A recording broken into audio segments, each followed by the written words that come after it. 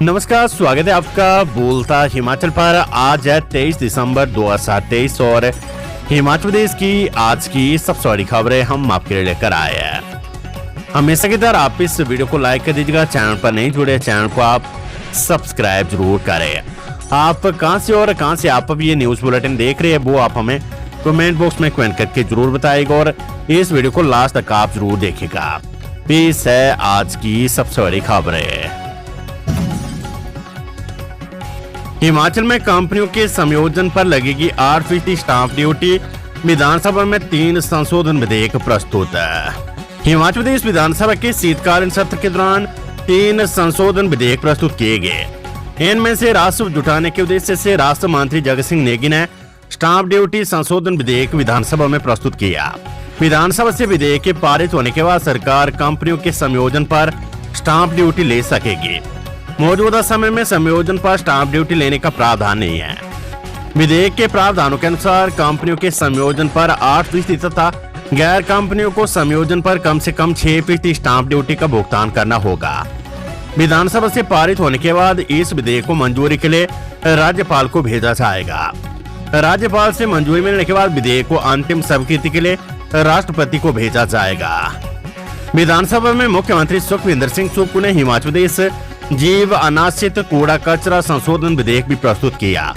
इसके पारित होने के बाद सरकार लंबी अवधि में नष्ट होने वाले प्लास्टिक उत्पादों, पॉलीथीन तथा नायलॉन के उत्पादों की बिक्री तथा इनके खुले में फेंके जाने को नियंत्रित करने के लिए नियम बना सकेगी। इसी तरह उप मुख्यमंत्री मुकेश अग्निहोत्री ने हिमाचल प्रदेश जल विद्युत उत्पादन पर जल उपकर संशोधन विधेयक भी प्रस्तुत किया।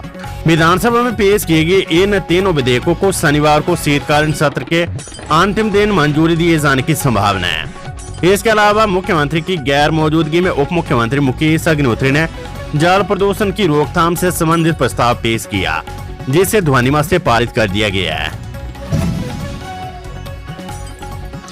हिमाचल प्रदेश में अब जल उपकर आयोग का नाम बदलकर जल आयोग होगा। उप मुख्यमंत्री मुकेश अग्निहोत्री ने शुक्रवार को तपोवन विधानसभा में हिमाचल प्रदेश जल विद्युत उत्पादन पर जल उपकर संशोधित विधेयक सभा पटल पर रखा। इस संशोधित विधेयक के तहत पानी से संबंधित कई मुद्दे हैं जो जल आयोग के अधीन लाए जाएंगे। भाजपा विधायक शनिवार को इस विधेयक पर चर्चा मांग सकते हैं। ऊर्जा मंत्रालय ने 25 अक्टूबर को पत्र जारी कर वाटरसेस को अवैध बताया था और इस पर रोक लगाने का निर्देश दिया था। हिमाचल प्रदेश में 173 जल विद्युत परियोजनाएं हैं। अधिकांश कंपनियां वाटरसेस नहीं दे रही है। सुक्खू सरकार ने सत्ता संभालते जल विद्युत परियोजनाओं पर वाटरसेस लगाने का निर्णय लिया था। सीएम सुक्खू बोले, कांग्रेस के अग्रणी संगठनों के पदाधिकारियों को जल्द मिलेगा सम्मानजनक ओहदा। मुख्यमंत्री सुखविंदर सिंह सुक्खू ने कहा कि कांग्रेस के सभी अग्रणी संगठनों के पदाधिकारियों को सरकार में सम्मानजनक स्थान दिया जाएगा। सरकार बनने के बाद उन्होंने पार्टी के सभी फ्रंटल संगठनों के पदाधिकारियों की सूची तैयार की थी और उन्हें सरकार में विभिन्न दायित्व दिए गए हैं, जबकि अन्य को जल्द ही जिम्मेदारियां दी जाएगी। मुख्यमंत्री शुक्रवार को कोतवाली बाजार स्थित सामुदायिक भवन में कांग्रेस सेवा दल के गठन के 100 वर्ष पूरा होने पर आयोजित राज्य स्तरीय समारोह की अध्यक्षता कर रहे थे। मुख्यमंत्री ने सेवा दल के पदाधिकारियों की मांग पर उन्हें भी जल्द सरकार में उचित ओहदा देने का आश्वासन दिया। उन्होंने कहा कि प्रदेश की आर्थिक स्थिति को कुछ हद तक ठीक करने के बाद अब वे संगठन की ओर ध्यान देंगे। इस संबंध में जल्द ही पार्टी के फ्रंटल संगठनों के पदाधिकारियों से मिलेंगे। 30 पोस्ट कोड की राज्य विजिलेंस से रिपोर्ट लेगा हिमाचल राज्य चयन आयोग। हिमाचल प्रदेश राज्य चयन आयोग जल्द स्टेट विजिलेंस को 30 पोस्ट कोड की भर्तियों की मंजूरी के सिलसिले में पत्र लिखेगा। 30 पोस्ट कोड की भर्ती प्रक्रिया भांग कर्मचारी चयन आयोग के माध्यम से शुरू की गई थी, जो कि 1 साल से अधर में लटकी हुई है। विजिलेंस ब्यूरो हमीरपुर से इन पोस्ट कोड के बारे में रिपोर्ट मांगी गई थी, लेकिन अधूरी जानकारी प्राप्त होने पर नवगठित आयोग स्टेट विजिलेंस से इसकी तमाम रिपोर्ट लेगा। विजिलेंस के जांच दायरे में 20 के करीब पोस्ट कोड की भर्ती फिक्स है। रिपोर्ट मिलने के बाद जिन पोस्ट कोड की क्लियरेंस मिल जाएगी उनकी भर्ती प्रक्रिया को पूरा कर अंतिम नतीजे जल्द घोषित होंगे।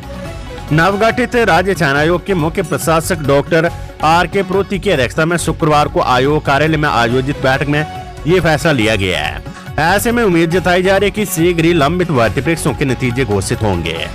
आयोग कार्यालय में शुक्रवार को भी मुख्य प्रशासक आर.के. प्रोथी की अगुवाई में बैठकों का दौर दिन भर जारी रहा।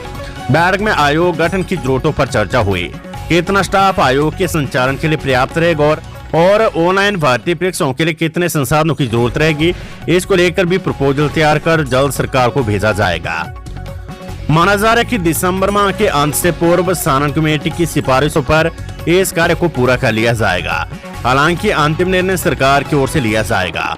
आयोग के मुख्य प्रशासक शनिवार को हमीरपुर में मौजूद रहेंगे। एडमिशन नहीं दी तो एनओसी रद्द, निजी स्कूल में जरूरतमंद छात्रों को 25% सीटें देना अनिवार्य। हिमाचल प्रदेश सरकार ने निजी स्कूलों में 25% आर्थिक तौर पर कमजोर वर्ग के बच्चों की एडमिशन करवाना सख्ती से लागू कर दिया है। आदेशों की अवहेलना करने वाले निजी स्कूलों की एनओसी तक रद्द कर दी जाएगी। इसके लिए सरकार ने प्रदेश के सभी शिक्षा विभाग के उपनिदेशकों को अधिकृत कर दिया है। तो वहीं दूसरी ओर नए शैक्षणिक सत्र में पहली कक्षा में 6 साल की आयु वाले बच्चों को ही पहली कक्षा में प्रवेश दिया जाएगा। एक भी दिन कम हुआ तो बच्चों को प्रवेश नहीं दिया जाएगा। इसमें भी अगर कोई निजी स्कूल आनाकानी करता तो ऐसे स्कूलों की भी एनओसी रद्द करने के निर्देश दिए गए हैं। कहां है पहली कैबिनेट में 1 लाख नौकरियां, विपक्ष ने जलाई डिग्रियां, सरकार के खिलाफ किया प्रदर्शन। विधानसभा शीतकालीन सत्र के चौथे दिन भाजपा ने एक और गारंटी को लेकर कांग्रेस सरकार पर निशाना साधा। भाजपा विधायकों ने बैनर लेकर बेरोजगारी के खिलाफ जबरदस्त नारेबाजी की तथा डिग्रियां जलाकर प्रदर्शन किया। इस मौके पर भाजपा के विधायकों का कहना था कि कांग्रेस ने सत्ता में आने के बाद 5 लाख नौकरियां देने की बात कही थी, लेकिन आज बेरोजगार युवा खुद को ठगा सा महसूस कर रहे हैं। नेता प्रतिपक्ष जयराम ठाकुर ने कहा कि जनता झूठी गारंटी से तांग आ चुकी है और इसका जवाब आने वाले लोकसभा चुनावों में कांग्रेस को देगी। एचपीयू शिमला हिमाचल प्रदेश विश्वविद्यालय में 1 जनवरी से 18 फरवरी तक रहेगा शीतकालीन अवकाश। हिमाचल प्रदेश विश्वविद्यालय में 1 जनवरी से 18 फरवरी तक शीतकालीन अवकाश रहेगा। विश्वविद्यालय के सभी शैक्षणिक विभाग सर्दियों की इन छुट्टियों में बंद रहेंगे। इनमें शैक्षणिक कार्य नहीं होगा। इस दौरान आम छात्र छात्राओं के लिए भी छात्रावास बंद रखे जाएंगे। छुट्टियों में सिर्फ अग्रिम अनुमति के बाद ही शोध कार्य और पीजी की सेमेस्टर परीक्षार्थियों को छात्रावासों में ठहरने की अनुमति दी जाएगी।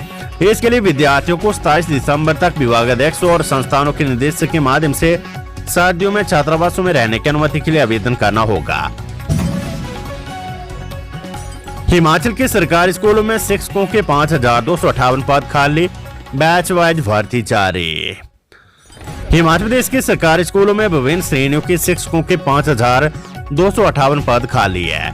विधायक पवन काजल के सवाल का लिखित जवाब देते हुए शिक्षा मंत्री रोहित ठाकुर ने बताया कि टीजीटी नॉन मेडिकल के 688, मेडिकल के 380, पीजीटी बायोलॉजी के 84, पीजीटी फिजिक्स के 144 और जेएफटी के 3,962 पद खाली है।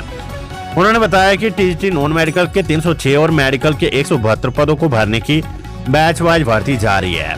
पीजीटी फिजिक्स के 53 और बायोलॉजी के 11 पद भरने की प्रक्रिया लोक सेवा आयोग के माध्यम से चल रही है। जेएफटी के 1,703 पदों को भरने की प्रक्रिया बैच वाइज माध्यम से जारी है। शेष पदों को भरने के लिए सरकार प्रयासरत है।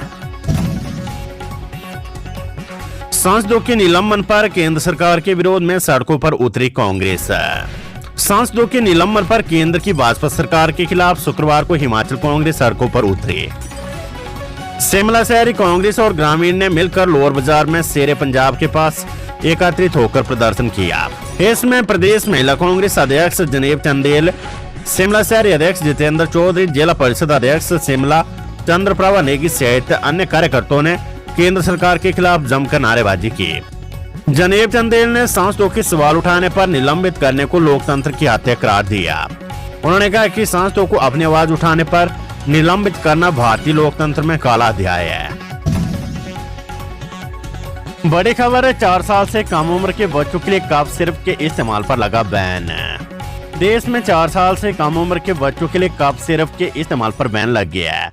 Drugs controller general of India DGCI ने यह फैसला लिया है। यही नहीं, DGCI ने दवाओं को लेबल किए जाने का भी आदेश दिया है। भारत में बने कफ सिरप से दुनिया भर में 141 बच्चों की हुई मौत के मद्देनजर ये फैसला लिया गया है। DGCI ने 18 दिसंबर को सभी राज्यों को इस संदर्भ में पत्र लिखा है।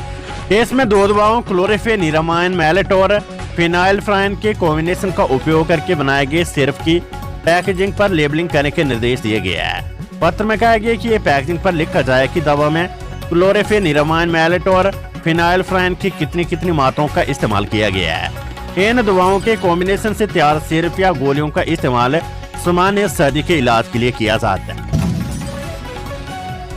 चिंतपूर्णी में रोपवे निर्माण को मिला वर्क लेटर, 1 घंटे में 700 यात्री कर सकेंगे सफर।